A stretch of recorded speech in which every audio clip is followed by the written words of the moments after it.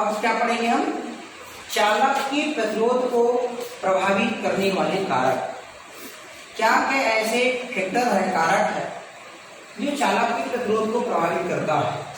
चालक के प्रतिरोध को प्रभावित करने का मतलब क्या है? या तो चालक के प्रतिरोध को बढ़ा देगा या फिर वो चालक के प्रतिरोध को घटा देगा। ठीक है, तो ये गणितीय सूत्र है ओम के नियम से प्रतिरोध का, R बराबर m upon n e square tau into L upon a। तो जो जो यहाँ पर लिखा हुआ उसी पर वो निर्भर करेगा। तो पहला है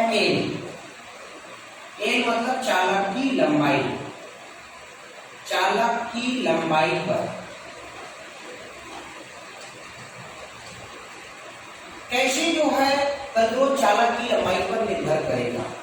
तो देखो एक ऊपर में लिखा हुआ है, मतलब ये अनुक्रमानुपाती होता है। ठीक है, किसी चालक का प्रतिरोध उसके लंबाई के अनुक्रमानुपाती होता है, अर्थात जैसे जैसे हम चालक की लंबाई बढ़ाएंगे वैसे वैसे उसका प्रतिरोध बढ़ेगा।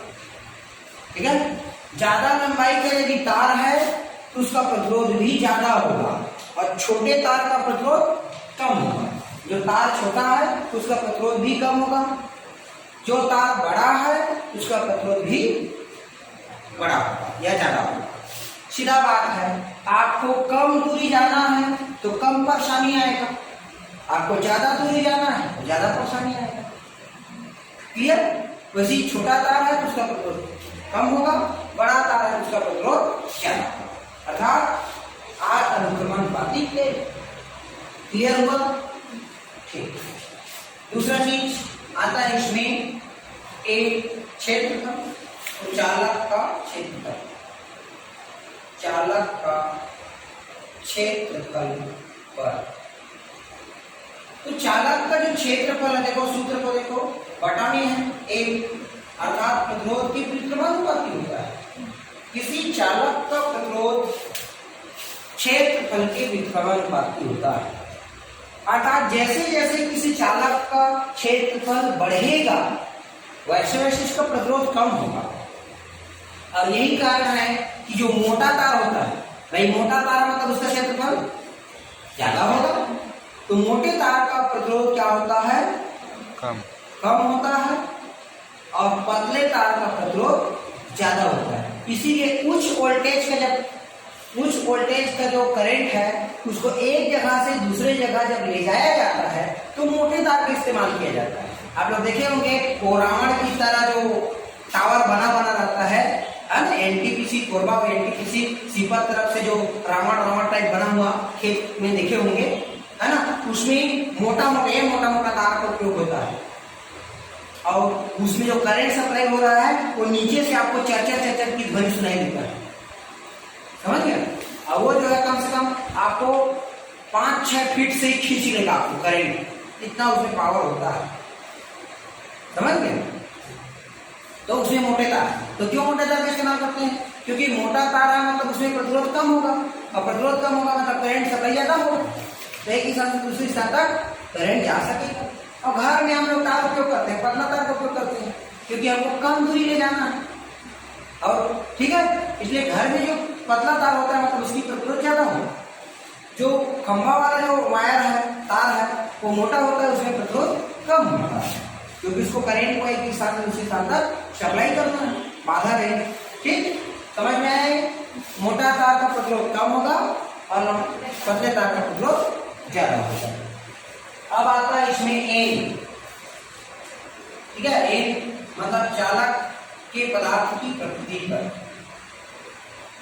पदार्थ के प्रकृति पर। ठीक है, R अनुक्रमानुपातिक है 1/n। ठीक है, n का मतलब है प्रति एकांक क्षेत्र आयतन पर इलेक्ट्रॉनों की संख्या। तो किसी चालक का प्रतिरोध उसके प्रति एकांक आयतन में इलेक्ट्रॉनों की संख्या के व्युत्क्रमानुपाती होता है, अर्थात R व्युत्क्रमानुपातिक 1/n। n का मान भिन्न भिन्न पदार्थों के भिन्न होता है, क्योंकि अलग अलग पदार्थ की प्रति एकांक आयतन में इलेक्ट्रॉनों की संख्या अलग अलग होगी। ठीक है, जिसके में संख्या ज्यादा होगा प्रति एकांक आयतन में इलेक्ट्रॉनों की संख्या ज्यादा होगा उस चालक का प्रतिरोध कम होगा, और जिस चालक के प्रति एकांक आयतन में इलेक्ट्रॉनों की संख्या कम होगा, इलेक्ट्रॉनों की संख्या कम होगा तो प्रतिरोध ज्यादा होगा, यदि इलेक्ट्रॉनों की संख्या ज्यादा होगा तो प्रतिरोध कम होगा।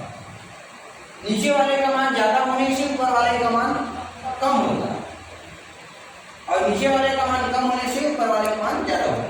यदि प्रति एकांक आयतन में इलेक्ट्रॉनों की संख्या ज्यादा होगा किसी पदार्थ में तो उसके लिए प्रतिरोध का मान कम होगा, और प्रति एकांक आयतन में इलेक्ट्रॉनों की संख्या कम होगा तो उसके लिए प्रतिरोध का मान ज्यादा होगा। अब चौथा आता है आपका ताप पर, चालक के ताप पर। ताप यहाँ पर शांति काल पर निर्भर करेगा, तो R द्युतिमानुपातिक 1/टाउ, ये शांति काल है टाउ। अब ये टाउ शांति काल होता क्या है? हाँ, तो ये शांति काल होता है दो क्रमागत धन आयनों के बीच, है ना, दो क्रमागत धन आयनों के बीच इलेक्ट्रॉनों की जो टक्कर करने में लगा समय को ही हम शांति काल कहते हैं। ठीक है, दो क्रमागत धन आयनों के बीच इलेक्ट्रॉनों के टक्कर करने में जो समय लगता है उसे ही हम शांति काल कहते हैं, और शांति काल के व्युत्क्रमानुपाती होता है प्रतिरोध, शांति काल के व्युत्क्रमानुपाती। और इस तरह से जैसे जैसे हम ताप बढ़ाएंगे तो ताप बढ़ाएंगे क्या होगा? मुक्त इलेक्ट्रॉन का अनुगमन वेग बढ़ेगा, और अनुगमन वेग बढ़ेगा, इलेक्ट्रॉन का जब वेग बढ़ेगा तो दो धन आयनों के बीच उसको टक्कर होने में कम समय लगेगा। कोई आदमी स्पीड से गाड़ी चलाएगा तो जल्दी पहुंचेगा, और स्लो मोशन में चला रहा है लेट में पहुंचेगा। तो जब हम ताप बढ़ाएंगे तो जो इलेक्ट्रॉन है उसका वेग बढ़ेगा, और वेग बढ़ेगा तो दो क्रमागत धन आयनों के बीच जो टक्कर करने में जो लगा समय है वो समय कम हो जाएगा, और समय कम होगा मतलब शांति काल कम हो जाएगा, और शांति काल कम होगा क्या होगा? प्रतिरोध बढ़ जाएगा। अतः ताप बढ़ाने पर किसी चालक का प्रतिरोध बढ़ जाएगा, सीधी सीधी बात।